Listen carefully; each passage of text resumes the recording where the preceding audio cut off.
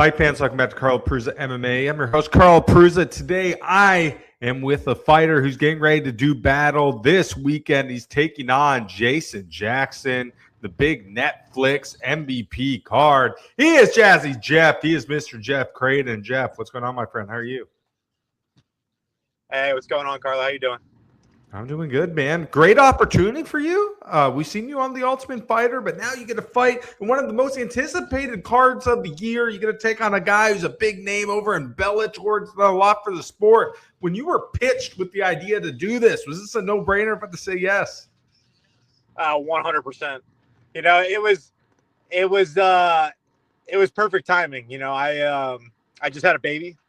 My wife and I, we just had our first child about 12 weeks ago. And, you know, I was sitting there and I had a lot of time off of work and I was like, you know what? Something's just telling me to just train, man. Something's telling me to get ready for something. Whether it's my own intuition or God, I was like, you know what? I'm going to start working out. And I was the biggest I've ever been. And I got in good shape. And then once I went back to work, I started training again. And then the call came in literally a couple weeks later. So it was perfect timing. And, to be fighting on the Netflix card, obviously huge. I was calling to be on the card for a long time. I wanted it since the beginning, but you know, we held strong, and you know, I had 4 weeks to prepare, and I'm ready to go. So, Jason Jackson's in for the fight of his life. That's for damn sure. You know, so many people are watching the sport in this day and age, all these different promotions. And, you know, the casual fans, they see the big cards, they see the stars, they see the glory, the spotlight of it. What they don't see is, man, grinding on the regional scene sucks. You're waking up early, you're staying up late, you're not making Conor McGregor money. You don't even know if you're going to make it to the next level. You know, you sacrifice everything just for the opportunity like these that very few have. For you, what's made you want to hang on and go through this crazy journey? Dude, I really, really believe I'm one of the best in the world. I really do. I believe I'm one of the best 170ers in the world. I think I proved that I was really good on tough. I think I did, you know, I did make a mistake. You know, I fell short. And when you fall short, you have two options. You can either, you know, shrug your shoulders and give up, or you can truck on and keep moving forward. And you know, I just felt like I was going to take so much from that loss and from that experience and just be that much better. So, you know, I think just my perseverance and just knowing that I can be the best in the world is what's kept me going this far. Absolutely. You know, you mentioned The Ultimate Fighter. You were on that season. A lot of people really enjoyed watching you fight, as well as the other guys on that card. For you, what was the process like of getting on that show? The show was, I had a lot of time to prepare. You know, I heard that they were going to do 170 probably like 4 or 5 months beforehand. And, you know, it was a series of interviews to see if you were right for the, you know, the reality TV kind of part of it. And they liked me. They were like, all right, this kid's cool. And, you know, he speaks well. He fights tough fights. You know, that's one thing I think separates me from a lot of guys is like, you look at my resume, I don't really got any easy fights, and I've gotten thus far doing that. And so, yeah, I think I had a unique story and a unique storyline, and you know, we kind of got onto the show, and I just felt like once I was on the show, it was just about proving what kind of level I'm at, you know, and you know, being on DC's team. DC he's the freaking man. I mean, he really is. I'm so glad I was on his team.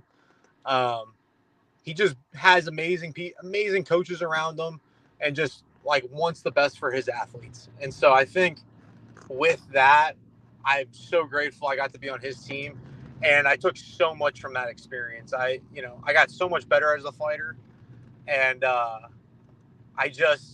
realized I could be one of the best in the world, you know, walking into the UFC PI, training with some of the best guys, you know, all around the world. I realized like, yo, I'm at that level, you know, I'm UFC caliber for sure. No doubt about it. And I can be one of the best in the world. In addition to being on his team on the show, you're also on his team now for his fight academy. So many killers you train with. Jacoby Smith, you got Torres Finney, Tommy Gant, you got Senzanato, you got the Russians, you got Gioed Gorman. Emmanuel, so many guys on that team. What's it like being in that dynamic? So one, I love the academy, and my last fight for LFA, that's where I got ready. For this one was a little different because I haven't had a chance to go out there just because of the family and the new baby. So I've been getting ready at Teams MMA, which is my home gym here in San Diego, where I have great guys to train with. I've got Bobby Winther, I got Jesse Taylor, a couple other not low, I wouldn't say low level pros, but guys that are just starting their pro careers. And my coach Vince Salvador, I've been with him since I was 17, and so he is a massive reason of how far I've gotten in the sport. And we're working diligently, and we have a great game plan going into this fight. And I just feel like unison with him. And so I haven't had a chance to go out to Gilroy. Still love the guys there. Still love the gym. Of course, if I get another great opportunity after this fight where I have a lot of time to prepare, I will absolutely be going back out to Gilroy for some time. But in the meantime, I've just been getting ready here in San Diego, and I feel confident with my preparation here. Do you think fighting is more mental than it is physical? 100%. Obviously you do have to, the fight, to be a fighter. Yeah, it's barbaric, and it's, you gotta be an animal in there, and that takes some physicality for sure. But dude, it's really all about mental. I mean, you could be one of the strongest guys in the world physically, but if you mentally just can't put it together, and you can't wrap your head around what you're about to do, then I don't feel like it doesn't matter. It doesn't matter. Your training doesn't necessarily matter. It's not gonna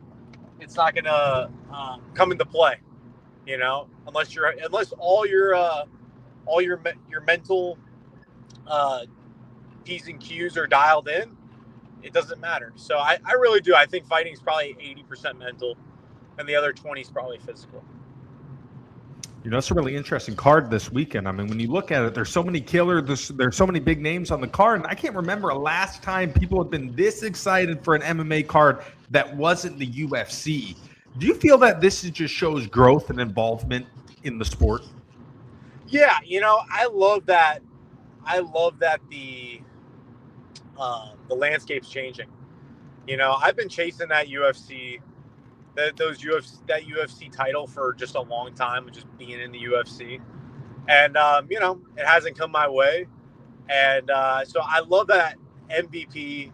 I love that Jake Paul is starting this new endeavor to really give guys kind of like me, a chance to really make some really good money and fight, these high level fights. And so, anywhere Jake Paul goes, he shakes the floor wherever he goes. He ruffles feathers, and I like that. I respect that. So I'm grateful for the opportunity, and I plan on showing out Saturday for sure.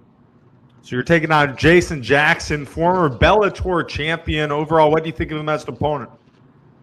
Dude, I think Jason, I've watched a lot of film, and I think, yeah, he's a champion. He was a former world champ, but I don't feel like he takes a ton of risks in there. He kind of plays it safe, and he's very reserved, but he's also very strategic and smart.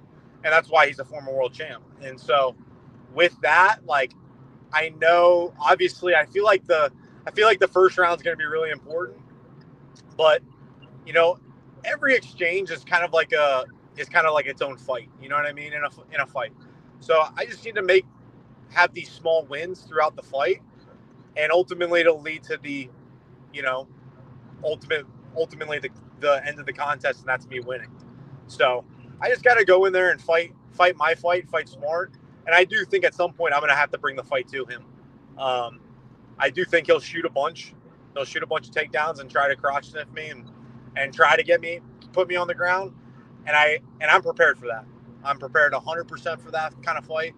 And I'm not going to let him do that. So I want it to be fight of the night for sure. I don't want to go out there and just have some half-assed decision. A lot of times, yeah, I do go to decision, but if you go watch my fights, guys also get left out bloody, fucked up after the fact. So I just think it's a little different, and I hope I can really just show MVP and Netflix, yo, if if MVP is going to continue to have cards, if they're going to have another card, I want on. So that's what I'm trying to go prove out there come Saturday night. Come Sunday morning, do you think you could be one of those big surprises that everyone's talking about? I mean, it won't be a surprise to me, but fuck yeah. And people forget. I've done this before. Like, I've been put in this position before. Everybody wants to forget the whole Joey Davis fight. I'm like, bro, I don't even care. I doubt Vegas will ever make me a plus 900 underdog ever again after I did that to them. But I'm sure I'll be plus 350, plus 300. And I love that. I love being in that position, man. I live for shit like that. Like, that's the shit that gets me going, is being the underdog. Like, if I was a minus 1,000 favorite, I honestly don't know how I'd take it. I'd be like, well, maybe I'm past this guy's level. I shouldn't even be in there with him. I should be fighting tougher guys. But I don't know. There's something about being the underdog that makes you just feel alive, and like, you got a lot to prove. And usually when I got that chip on my shoulder, I do pretty damn well. So yeah, I think I'm going to shock a lot of people come Sunday morning. That's for sure. There's so many people who watch the sport now, and we've developed a term called the casual fan. And before I get into this, I think all fans are good. But, if you're at a show now, you might hear twist them, and you might read some crazy stuff, see some crazy stuff from the fans online. What do you make of all this? Yeah, the stuff from the fans, it doesn't bother me. I'm ready for all that. I've been living to have all that for the last 13 years. Like, I've been waiting for a huge opportunity where people are emotionally invested and want to talk shit, whatever they want to say. I get it. This is the fight game, man. This isn't the nice game. You know what I mean? Like, whether it's the fans or the fighters amongst themselves, like, we're not going to be nice. People don't want to tune in to watch us be nice to each other. So I don't mind what the fans say. I brush that shit off. And, it's a lot easier sitting from your couch drinking beer. That's all I got to say. One thing I love about martial arts is the values, is the lessons that fighters learn. I've had so many guys on the show tell me when they first started getting into it, they were going to have a bad path. MMA gave them guidance in terms of who they are in today. For you, how have you grown and evolved from the sport? I think I didn't have this bad path that guys usually have. It was really really just curiosity. Like, I played soccer growing up. That was my first sport. That was my first love. I was like, I'm going to be a professional soccer player. That's really what I thought I was going to do. And then I got introduced to wrestling. And, on the soccer field, I was known for getting yellow carded and red carded. So I was like, you know what? Maybe I do try a little bit more of a contact sport. And I fell in love with wrestling after that. And I just never turned away. And then I started watching UFC. And we'd be fighting out in our garage. My dad had like a car garage, like a pretty big car garage. And so we'd throw some 10 by 10 mats down and just put on Everlast gloves and throw down. And the whole neighborhood would come over. That's kind of how I started. Like, I was like, man, like, I love the intensity of fighting. I've always been drawn to fighting. And I really think I'm born to do it. I feel like I don't know what I would be doing outside of this if I didn't have fighting. So I'm in my element when I'm in there. When I'm dialed in, and like we were talking about the mental, when I'm mentally there and my body's there, it's going to be very, very tough for anybody in the world to beat me. That's just the bottom line. What do you want your child to take away from this journey? Man, that's a great question. I think the biggest thing is we're surrounded by an up and coming generation where things are a lot easier, and once friction hits, those kids don't really know what to do. They don't know how to react to it, and there's something just about when things aren't going your way, just not letting it get to you. Like, believe if there's something that you want, you got to go freaking get it. And it's not going to be smooth, especially the fight game, man. Like, fight game is probably the toughest path you can take in life. That's how at least I see it. Like, to make real money and to like that it's pretty freaking tough. And but if you really love it and you really, really believe in yourself, no matter what the challenges are, stick to it. And I really think my career will be a testament to that, because there's so many times where I felt like, why am I not in the UFC already? Why this? Why am I injured? Why do I have to, there's so many different things. And really, I just kept going. I'm not some special athlete. I'm not like the most physical guy, but I'm mentally one of the toughest dudes out there. I know that. So just keep showing up, and just I just believe in myself so much, and I'm willing to bet on myself every time. I think that's the biggest thing. So bet on yourself, and don't freaking ever give up, no matter what anybody tells you.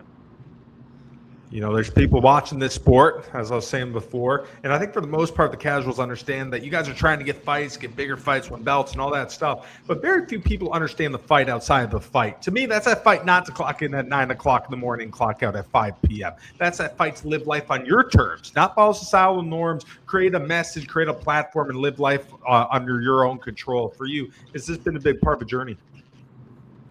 Yeah, this is definitely the biggest fight of my journey. And, I just think the harder the fight is and the bigger the opportunity is, I always elevate to that. I'm always ready for that. I always perform better when it's the biggest fight, when it's the hardest challenge.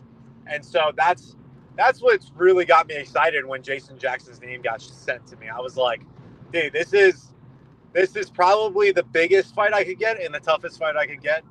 And I think a lot of casuals or people who do watch the sport would say I'm taking a way big step up. And I really don't think I am. I think I'm prepared for that level. And, like I said, Jason Jackson's in for the fucking fight of his life come Saturday night. And I'm just tough, man. I'm going to be in his face for 15 minutes if it lasts that long. And I do think at some point I'm going to bring the fight to him and put the pressure on him. And it's going to be an exciting fight. I know we'll both get hit, and I think I take shots a lot better than he does. So I just expect a bloodbath, and that's what I'm hoping for. One thing I really like about watching you fight is you can really see your toughness, your attitude. To take you out there, you literally got to kill you. There's a couple guys on the card that have that same parallels to you, in my opinion. Nate Diaz and Mike Perry. Do you see any similarities between you and them? Yeah, man. I think those guys, I think that kind of attitude of kill or be killed is how you become. Those are the guys that survive and actually make a career out of this. And sure enough, both of those guys had that. And, I've been in the game 13 years, and maybe I haven't had the career that they have had yet, but I really think I'm on that path, man. I think with a win over Jason Jackson, a finish over Jason Jackson it opens the floodgates at this point. I can basically call my shot from here once I finish them. So I'm excited for that. And the real party gets started once I finish Jason Jackson. It's kind of crazy to think you've been doing this for 13 years now. 13 years ago, mixed martial arts wasn't even regulated in every state. There were still some states where it wasn't legal yet. When you first got into it, do you have any stories, early days, amateur promotions, where maybe you're fighting in bars, barns, outside? Do you have any stories like that? Yeah. So my first two pro fights were at this place called Chicken Coop. It's pretty famous out here in Southern California for a promotion called basically Cali Cage Wars and Gladiator Challenge are like the two promotions that fight there. But it's in Valley Center. It's actually pretty close to my house. And, people go up there and fight. And that's usually where guys get their first couple pro fights, at least. And, dude, just the wild, wild west. I mean, you're on the Indian reservation. It's not even a real venue. It's more like a garage, more like a hangar out in the middle of nowhere in this guy's backyard. And there's chickens and dogs running around and complete mess. But, yeah, I mean, back then I didn't even care about where the fucking fight was. I just wanted to fight.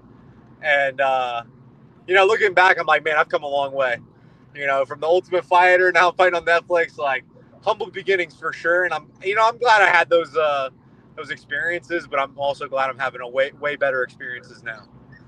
Absolutely. All right, Jeff, last question for me, my friend. In the perfect world, what is the outcome Saturday night when you fight for Netflix against Jason Jackson? I think the outcome is I either finish Jason Jackson in the second or third round, or maybe it does go to decision and it is a bloodbath and you get fight of the night. So one of those two. Absolutely. Well, Jeff, man, thank you so much for taking the time out fight week to talk with me. Can't wait to see you do your thing, man. I think it's going to be an amazing fight. Hey, thank you, Carlo. I appreciate you having me on. Absolutely. That's it for us, Jeff Carl Persley. He's Mr. Jazzy Jeff Creighton. You can watch him. Fight fans, he's coming for Jason Jackson. MVP, Netflix. Take care, fight fans. Hey, yep. Have a good one.